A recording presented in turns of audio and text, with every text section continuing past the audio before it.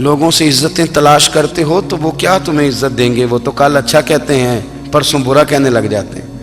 لوگوں کے سامنے گڈ بک میں آنا چاہو گے تو وہ تو سویرے تمہارے بارے میں کچھ کہیں گے، شام کچھ اور کہیں گے۔ اپنی روحانی زندگی آباد کریں، اپنے مسلح کو وقت دیں، اور دنیا سے چھپ کر اس موبائل کو بند کر کے اور اپنے آپ سے بھی چھپ کے اور تنہا ہو کے چھپا کے سارا کچھ اپنے آنسو اپنے رب کی بارگاہ میں پیش کریں، اس کے حضور حاضری دیں۔ سنو نا ترمذی کی حدیث، اور اسے یاد رکھنا، نبی پاک علیہ السلام نے فرمایا اپنے دکھ لوگوں کے سامنے نہ بیان کرنا، سیٹھوں نوابوں کو نہ بتاتے پھرنا، دنیا داروں کے سامنے جا کے نہ رونا کہ میں تکلیف میں ہوں۔ فرمایا اگر دنیا داروں کو دکھ بتاؤ گے رب تمہیں کبھی غنی نہیں کرے گا۔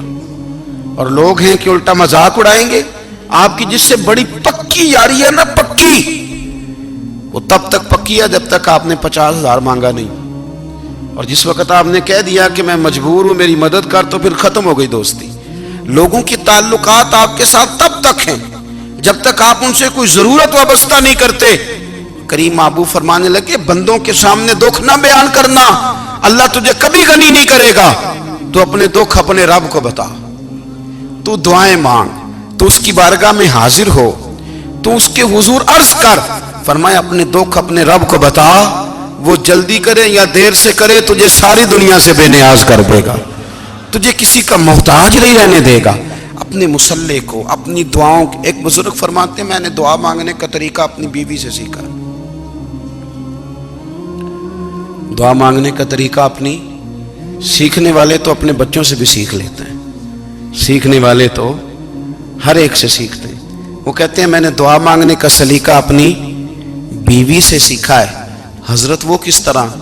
فرمانے لگے میری بیوی نے نا مجھے کوئی کام بتایا، کچھ پیسوں کی ضرورت کے لیے کہا، تو میں نے اسے کہا کہ بھئی ابھی میرے پاس نہیں ہے، کچھ دنوں میں آتے ہیں تو میں دے دوں گا۔ عورتوں کی عادت ہوتی ہے وہ بار بار یاد کراتی ہیں، 2-4 دنوں کے بعد پھر اس نے کہا حضرت وہ میں نے کہا تھا کچھ پیسے، میں نے اسے کہا کہ ابھی میرے پاس نہیں ہے، کچھ دنوں میں ملتے ہیں تو میں تمہیں دے دوں گا۔ اس نے کچھ دنوں کے بعد پھر کہا حضور وہ میں نے کچھ پیسے کہے تھے۔ فرماتے میں نے ڈانٹ دیا، میں نے کہا کہ کیا تو روز مجھے شرمندہ کرتی ہے، کہا نا میرے پاس نہیں ہے، ہوں گے تو دے دوں گا، تو روز یاد کراتی ہے۔ فرماتے ہیں اس نے پہلے تو میری ڈانٹ کو سہا، پھر میرے سخت جملوں نے اس کی آنکھوں میں آنسو پیدا کر دیے، پھر اس نے اپنے آنچل میں اپنے اس دکھ کو سمیٹا، اور پھر اس نے ایک جملہ کہا تو میں رو پڑا، اور مجھے اپنے رب سے مانگنے کا طریقہ آ گیا۔ مجھے کہنے لگی حضرت جی آپ نے ڈانٹ دیا میں نے سہ لیا، پر آپ ہی میرے شوہر ہیں، بتائیں نا آپ سے نہ کہوں تو میں کس سے جا کے کہوں۔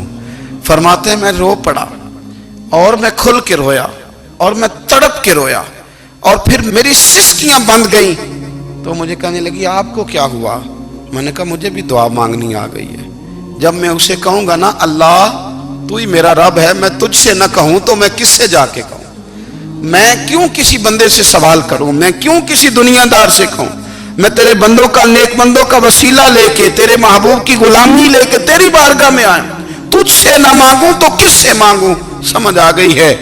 جب میں اس رنگ میں مانگوں گا تو پھر رب میرے اوپر بڑا ہی فضل فرمائے گا، وہ میرے اوپر بڑی رحمت کرے گا، وہ میرے لیے آسانیاں کرے گا۔ عزیز دوستو ہم اس طرح کرنے لگ گئے ہیں کہ ہم نے نا اپنے تعلقات پر اعتماد کرنا شروع کر دیا ہے۔ میرے تعلقات بہت ہیں، ہم نے اپنی دولت پر اعتماد کرنا شروع کر دیا ہے، میرے پاس دولت بہت ہے۔ ہم نے اپنے علم پر، اپنی شہرت پر اعتماد کرنا شروع کر دیا ہے کہ میرے پاس فلاں چیز بہت ہے۔ یاد رکھنا جب بے نیاز اپنی صفت بے نیازی دکھاتا ہے تو بڑی بڑی دولتوں والے مجبور نظر آتے ہیں۔ بھائیو جب انسان کا رشتہ اپنے مالک کے ساتھ ہوتا ہے پھر تو غم بھی کچھ نہیں کہتے، پریشانیاں بھی کچھ نہیں کہتی، پھر تو زندگی صبر والی، پھر تو زندگی توکل والی، پھر تو زندگی بھروسے والی، پھر انسان اپنے آپ کو رسوا نہیں کرتا۔ دنیا داروں سے امیدیں اس کی ختم ہو جاتی، امیدیں اللہ رسول سے لگا لیتا ہے، مضبوط ہو جاتا ہے، مضبوط، طاقتور ہو جاتا ہے، خوددار ہو جاتا ہے، باوقار باعزت ہو جاتا ہے۔ حضرت بہلول دانا رحمت اللہ علیہ بیٹھے تھے تو ہارون رشید حج کر کے آ رہا تھا، تو رستے میں حضرت شیخ سے ملاقات ہو گئی تو السلام علیکم کے بعد کہنے لگا حضور کوئی حکم ہو تو بتائیے گا.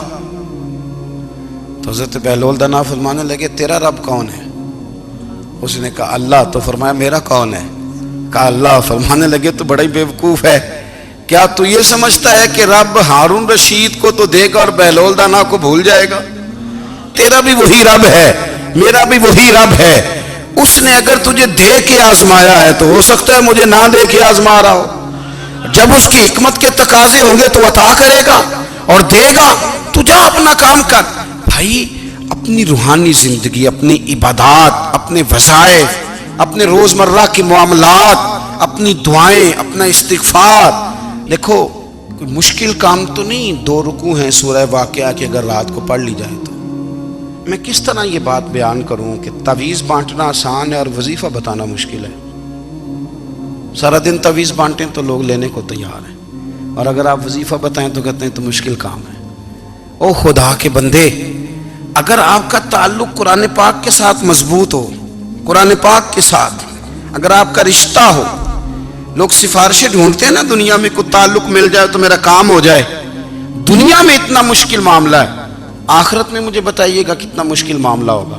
میرے نبی پاک صلی اللہ تعالی علیہ وسلم نے فرمایا جو لوگ سورہ ملک پڑھا کرتے تھے نا، سورہ ملک، یہ سورت ملک قیامت میں ان کی سفارش کرے گی، اور اس طرح کرے گی کہ کہے گی اے اللہ یا اس بندے کو جنت میں داخل کر دے یا مجھے قرآن پاک سے علیحدہ کر دے.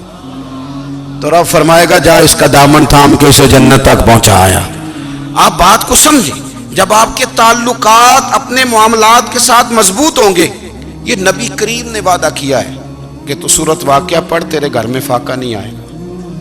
حضرت عبداللہ ابن مسعود رضی اللہ تعالیٰ عنہ بیمار تھے تو حضرت عثمان غنی رضی اللہ تعالیٰ عنہ تیمارداری کے لیے تشریف لے گئے اور جا کر کے کہا کہ آپ بڑے بیمار ہیں، آپ کی بیٹیاں زیادہ ہیں، میں چاہتا ہوں کہ خزانے میں سے کچھ مدد کروں.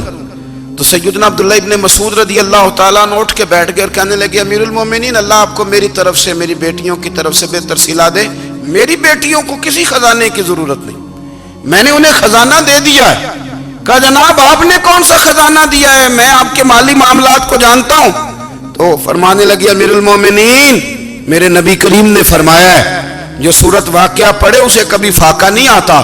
میں نے بیٹیوں کو یاد کرا دی ہے، یہ خزانہ میں نے انہیں دے دیا ہے. وہ سارے والدین سنیں جو بیٹیوں کے لیے پریشان رہتے. حضرت عبداللہ ابن مسعود نصیحت کر رہے ہیں، فرمانے لگے میں نے سورت واقعہ یاد بھی کرا دی ہے، پڑھنے کی عادت بھی ڈال دی ہے. حضور نے فرمایا ہے جو سورت واقعہ پڑھے اسے فاقہ نہیں آتا. کہنے لگے چاند تو اپنی جگہ چھوڑ سکتا ہے، سورج گر سکتا ہے، تارے ٹوٹ سکتے ہیں، پر مدینے والے رسول کی بات غلط نہیں ہو سکتی. حضور نے فرمایا فاقہ نہیں آئے گا تو انشاءاللہ کبھی بھی نہیں آئے گا. کرنے کا کام یہ ہے کہ ہم اپنے معاملات، اپنی عبادات، اپنی دعائیں کبھی 10 منٹ عادت ہو جائے نا دعا مانگنے کی علیحدہ سے رات کو. حضور نے فرمایا جو فرض نماز کے بعد دعا مانگے اللہ اس کی قبول کر لیتا ہے. نبی پاک صلی اللہ تعالی علیہ وسلم نے فرمایا اللہ مسافر کی دعا قبول فرماتا ہے. حضور نے فرمایا اللہ مظلوم کی دعا قبول فرماتا ہے. حضور نے فرمایا بیمار سے دعا کراؤ اللہ اس کی دعا قبول فرماتا ہے. میرے نبی پاک نے فرمایا ماں باپ جب بھی اولاد کے لیے ہاتھ اٹھائیں، ویسے تے بلے شاہ تو آسمانی اڈ دیا ہی پھڑ دیں، جڑا گھر بیٹھا انہوں بڑھیا ہی نہیں. حضور فرمانے لگے ماں باپ جب بھی اولاد کے لیے دعا فرمائیں اللہ ان کی دعا کو قبول کرتا ہے. آپ اپنا تعلق بنائیں دعا کے ساتھ، عبادت کے ساتھ، مصلی کے ساتھ رشتہ بنائیں، استغفار پڑھیں. صلاح الدین ایوبی صلیبی جنگوں میں تھے، رات کو مسجد اقصیٰ میں نماز پڑھی تو پریشان تھے. ایک بزرگ سے ملاقات ہوئی تو وہ کہنے لگے کہ آپ بڑے پریشان ہیں. کہنے لگے حضور پریشان اس لیے ہوں کہ پہلے ہی مسلمان کمزور ہے، اب میں نے سنا ہے دشمن کا ایک بحری بیڑا وہ جنگی سامان سے بھرا ہوا آ رہا ہے، تو اب ان کے پاس اور تلواریں اور نیزے آ جائیں گے، مسلمانوں کے پاس پہلے ہی وسائل کی کمی ہے، پریشان ہوں کس طرح کر کے مقابلہ کریں گے. یہ بات کہتے ہی صلاح الدین ایوبی نے بزرگوں سے کہا حضور آپ بھی دعا کرنا. دعا کی بڑی طاقت ہے. میرے نبی پاک نے فرمایا دعا مومن کا ہتھیار ہے. دعا مومن کا حضور نے فرمایا تقدیر کو سوائے دعا کے کوئی چیز نہیں بدل سکتی. دعا مومن کا ہتھیار ہے. یہ کافر کے پاس کوئی نہیں، یہ ہتھیار ہے مومن کا. اللہ کرے آپ کو سمجھ آئے. پھر سنیں، کئی بار کہہ چکا ہوں، یہ ہتھیار ہے. کافر کے مقابلے میں جو تیرے پاس سب سے بڑا ہتھیار ہے وہ دعا ہے. دعائیں کرانی چھوڑ دی، کرنی چھوڑ دی، لینی چھوڑ دی. حضرت سیدنا انس بن مالک رضی اللہ تعالیٰ عنہ فرمایا کرتے تھے میں نے وہ رنگ دیکھا ہے جب حضور دعا مانگتے تھے اور حضور کی مقدس آنکھوں میں آنسو بھی ساتھ ہی بہا کرتے تھے. میں نے وہ انداز دیکھا ہے. تو صلاح الدین ایوبی بزرگ سے کہنے لگے آپ بھی دعا کیجیے، اور خود رونے لگے اور سر سجدے میں رکھ کے رونے لگے اور عشاء سے لے کر فجر تک روئے، خوب روئے. صبح وہ بزرگ آئے تو صلاح الدین ایوبی کا خوبصورت اور ہنستا ہوا چہرہ دیکھا. کہنے لگے آپ بڑے خوش ہیں، رات تو میں نے بڑے روتے ہوئے دیکھا تھا. تو کہنے لگے حضور وہ جو بحری بیڑا آ رہا تھا نا وہ پانی میں ڈوب گیا ہے، اب وہ نہیں آ رہا. ابھی خبر آئی ہے تو میں بڑا خوش ہوں. بزرگ کہنے لگے اٹھ سینے سے لگ اور سن ایک بات، وہ بحری بیڑا پانی میں نہیں ڈوبا، وہ تیرے آنسوؤں میں ڈوب گیا ہے. وہ جو تو رات رویا ہے نا رب کریم کی بارگاہ میں تو وہ ڈوب گیا ہے. حضرت عائشہ صدیقہ رضی اللہ تعالیٰ عنہ فرماتی ہیں ایک عورت تھی اور اسے نبی پاک صلی اللہ تعالیٰ علیہ وسلم نے نا وہ کلمہ پڑھ کے مسلمان ہوئی، مدینہ طیبہ آ گئی تو حضور نے مسجد نبوی شریف میں اس کے لیے مکان، ایک سادہ سا کمرہ ساتھ مسجد کے بنوا دیا، وہیں رہنے لگی.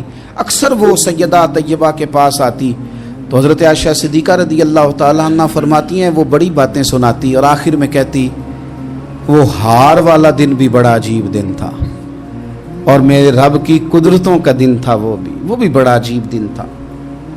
سیدہ عائشہ صدیقہ رضی اللہ تعالیٰ عنہ ایک دن فرمانے لگی کہ تو ہار والے دن کا بڑا ذکر کرتی ہے، وہ کیا دن تھا؟ تو خاتون کہنے لگی اماں جی وہ دن تھا جب میرے رب پر بھروسہ اور مضبوط ہو گیا، جس دن میرا اپنے رب پر توکل اور بڑھا، میرے ایمان میں یقین میں اور پختگی آئی.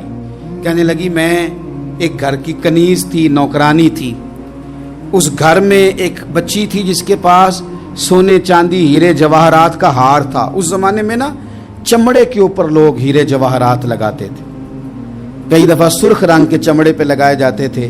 وہ بچی پہنتی تھی تو کہتی ہوں بچی کے اس نے اتار کے رکھا یا اس سے گرا وہ ہار تو چیل اسے اٹھا کے لے گئی گوشت سمجھ کے اور میرے سامنے اٹھا کے لے گئی. گھر والوں نے مجھ سے پوچھا، یہ بخاری میں موجود ہے، گھر والوں نے پوچھا مجھ سے کہ وہ ہار کہاں ہے تو میں نے کہا چیل اٹھا کے لے گئی. گھر میں کچھ چوری ہو جائے تو سب سے پہلا الزام کس پہ لگتا ہے؟ ملازمین پہ. کہتے انہوں نے مجھے بڑا مارا، بڑی تکلیف تھی، حتیٰ کہ میری شرمگاہ تک کی تلاشی، میری عزت اتنی خراب کی میں بتا نہیں سکتی. میں نے اپنی زندگی میں ایک واقعہ دیکھا، ایک امیر گھر میں چوری ہو گئی، ملازم کو اتنا مارا کہ وہ چارپائی پہ پڑ گیا. پولیس والوں سے اتنی مار پروائی گئی کہ وہ بیچارہ چارپائی پہ پڑ گیا اور پھر وہ اتنا بیمار ہوا اور کچھ دنوں کے بعد پتہ چل گیا کہ چور تو اپنا بیٹا ہے ان کا. پھر اس کا انتقال ہو گیا. اب وہ سیٹھ صاحب اور گھر والے آ کے نا مرنے والے کے کان میں معافیاں مانگ رہے ہیں، کان میں. تو میں نے ان سے پھر کہا تھا کہ یہ تو اب چلا گیا ہے، تمہارا زور چلتا تھا نا تو تم نے قانون خریدا اور تم نے اسے جتنا ہو سکا تم نے اسے مار پڑوائی. تمہارے پاس جو عدالتیں تھیں تم نے وہاں کارروائی کی، اب ایک عدالت قیامت کے دن لگے گی. یہ کمزور تھا نا، کچھ کر نہیں سکا. میرے نبی پاک صلی اللہ علیہ وسلم نے فرمایا سن لو، اگر سینگ والی بکری نے بغیر سینگ والی بکری کو تکلیف دی ہوگی نا تو قیامت کے دن اسے بھی بدلہ دینا پڑے گا کہ تیرے پاس سینگ تھے اور تو نے اسے مارا تھا. وہ خاتون عرض کرتی ہے سیدہ عائشہ کی خدمت میں کہ مجھے بڑا مارا، مجھے تکلیف دی. میں کہہ رہی تھی کہ میرے سامنے چیل لے گئی ہے پر وہ نہیں مان رہے تھے. اماں جی انہوں نے مجھے بڑا مارا. حضرت عائشہ صدیقہ کہتی ہیں پھر کیا ہوا؟ کہنے لگی اماں جی جب کوئی میرا مددگار نہ رہا، مجھے تکلیف دے رہے تھے، رسوا کر رہے تھے، تو میں نے اپنے رب سے مدد چاہی، میرے رب کی طرف میں نے توجہ کی. میں نے کہا مالک اب تو ہی میرا مددگار ہے. कहती है वो मुझे मार रहे थे तो वो चील जो हार ले गई थी वही लेके वापस आ गई, और हमारे सरों के करीब ला के उसने जब उस हार को फेंका, वो मुझे छोड़ के साइड पे हुए, वो मेरी बेगुनाही जान गए। लेकिन आपको बताऊं, उस दिन से मेरा अपने रब पर यकीन और बढ़ गया। मुझे समझ आ गई कि जब इंसान पूरा टूट जाता है और जब कोई चारों जानिब उसका मददगार नहीं होता, तो रब तो होता है ना, अल्लाह तो उसका मददगार होता है ना, वो तो फिर अपने उस बंदे की मदद करता है ना, फिर वो तो तवानाई देता है ना, वो तन्हा नहीं छोड़ता, वो तो आंसुओं वालों के आंसुओं पे बड़ा करम फरमाता है, वो तो कसम पुरसी में आ जाता है, उसकी रहमत बढ़ के इस्तकबाल कर लेती। ओ मेरी मिल्लत के जवानों, मज़ा नहीं आ जाता जब सारी दुनिया सोई हो, सारी दुनिया, और बिस्तर भी गर्म हो और नींद भी पूरा गलबा कर रही हो, और अचानक घंटी बजे दिमाग में, आंख खुले, घड़ी पे नजर पड़े, 3:30-4 बजे का पैगाम घड़ी बताए, और कोई चढ़ती जवानी वाला उठ के वुजू करे, और जब वो मुसल्ला खोल के बिछाए तो मदीने वाले महबूब कहते हैं कि हर नमाज पे रब सवाब देता है, और जो उठ के तहज्जुद की नमाज पढ़े उसे देख के तो रब मुस्कुराता है, जो उसकी शान के लायक है, जो उसकी शान के लायक, वो मुस्कुराता है, खुश होता है कि मेरा बंदा तहज्जुद में उठ गया, वो मुस्कुराता है। काश हमारी सुबहें कभी अपने मालिक के नाम हो जाएं, काश के सुबह। हजरत अबुल हसन रहमतुल्लाह ताला अलैह हजरत माज इब्न जबल रदी अल्लाह ताला अन्हु के पास बैठा करते थे। फरमाते हैं उनसे जो प्यार बढ़ा तो फिर मेरा मुसल्ले से भी बढ़ गया। ताबी हैं, फरमाते हैं सहाबी रसूल से मोहब्बत हुई तो जिक्र से भी हो गई, फिर दुरूद शरीफ से भी हो गई, मोहब्बत उनसे बढ़ी तो फिर अल्लाह ने मस्जिद का प्यार भी बढ़ा दिया।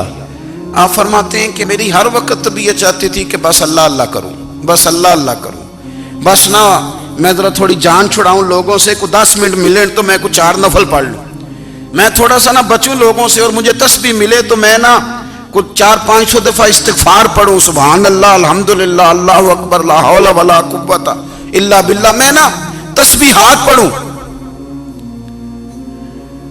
फरमाते हैं कि बच्चे थे घर में 6-7, गुर्बत थी, काम मिलता कोई नहीं था, और मैं काम चोर नहीं था, काम ढूंढता था, पर अल्लाह की कुदरत के काम नहीं मिलता था।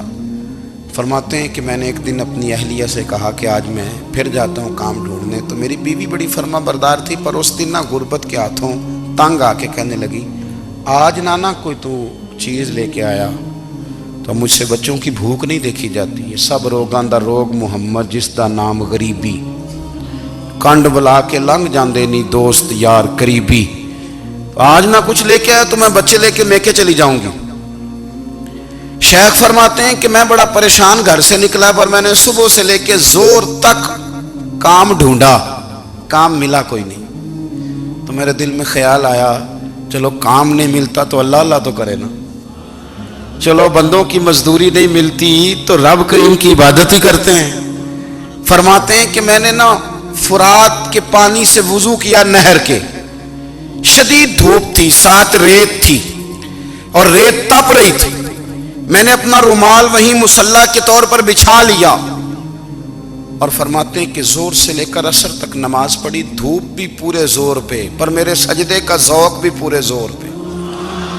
फरमाते हैं सूरज भी चमक रहा है और रब की इबादत का ज़ौक़ भी पूरे जोर पे, मैं सजदा करूं तो फिर मेरा उठाने को जी ना चाहे।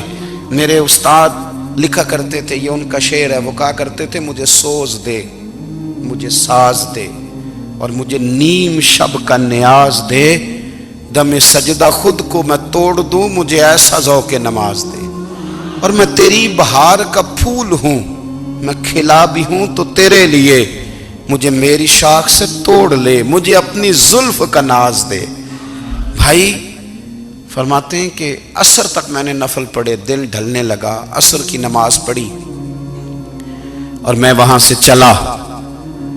अब मैं जब निकलने लगा तो दिल में ख्याल आया कि छोटी छोटी दीवारें हैं घर की, बगैर कुछ लिए जाऊंगा तो बीवी दूर से देखेगी तो शोर करेगी कि फिर खाली हाथ आ गया है। कहते मैंने अपने उसी रुमाल में जिस पे मैंने नमाज पढ़ी थी ना, रुमाल में की आखी दे पंजाबी च साफा, कहते हैं उसी में ना मैंने कुछ रेत भर ली कि वो दूर से देखेगी तो समझेगी कुछ लेके आया है, चलो जाके उसे बता दूंगा कि आज फिर मजदूरी नहीं मिली। कहते हैं वो रेत लेकर जब मैं घर में गया तो पहले बीवी दरवाजे पे खड़ी होती थी, पूछती थी खाली हाथ आ गए हो? आज मैंने देखा तो है ही कोई नहीं। फरमाते हैं मैं अंदर दाखिल हुआ, सलाम लिए, कोने में मैंने वो रुमाल रख दिया और मैंने आवाज दी कि भली मानस कहाँ हो? तो वो कहने लगी आप मुंह हाथ धो ले, मैं रोटी लेके आई। मैंने कहा रोटी कहां से आ गई? यहां तो कई दिनों के फाके, तो कई दिनों की गुर्बत है, यहां तो इस घर में तो फकीरी है। फरमाते हैं कि वो रोटी लेके आई और उस वक़्त की जो मौजूदा नेमतें थी, समझ ले सलाद अचार हर चीज साथ लाई। मैंने कहा कि बच्चे कहाँ गए? कहने लगी वो खाना खा के खेलने गए, आप खाना खा लें आ जाते। खाना उसने चुन दिया। मैंने हैरत अंगेज लहजे में सारी नेमतें अपने दस्तरखान पे देख करके बीवी से पूछा ये कहां से आया खाना? बच्चों को तूने कहां से खाना खिलाया? ये सारा कुछ कैसा है? तो कहने लगी पता नहीं आज आप किस करीम की मजदूरी करने चले गए थे, पता नहीं किस करीम की, मेरे घर में तो इतनी नेमतें आई हैं कि मुझसे संभाली नहीं जा रही, इतना अनाज है, इतना गंदुम है, किस करीम के दरवाजे आज चले गए थे? ये कहते कहते वो उठी और उठ करके कहने लगी पहले बड़ा कुछ आया था, अब क्या ले आए हो? और जा करके ना उसने वो रेत वाला रुमाल खोला। कहने लगे मैं तो लेके आया था रेत, तो मेरे रब ने उसे भी सोने और हीरे बना दिया था। जब आपकी तवज्जो अल्लाह की जानी, मेरे नबी पाक सल्लल्लाहु ताला अलैहि वसल्लम ने फरमाया हर चीज अपने रब से मांग, हर चीज मांग, हर चीज मांग। या रसूलल्लाह क्या कुछ? मेरे महबूब ने फरमाया तेरे घर में नमक भी खत्म हो जाए तो वो भी अपने रब से मांगा कर। तू मांगना, वो तुझे देगा, तो उसकी बारगाह में कशकोले तलब दराज तो करना। और तिरमिजी शरीफ में अजीब लफ्ज है, रसूल कायनात ने फरमाया, रब करीम फरमाता है जब मेरा बंदा हाथ उठाता है ना तो मुझे हया आती है कि मैं खाली कैसे लौटा दूं इसके।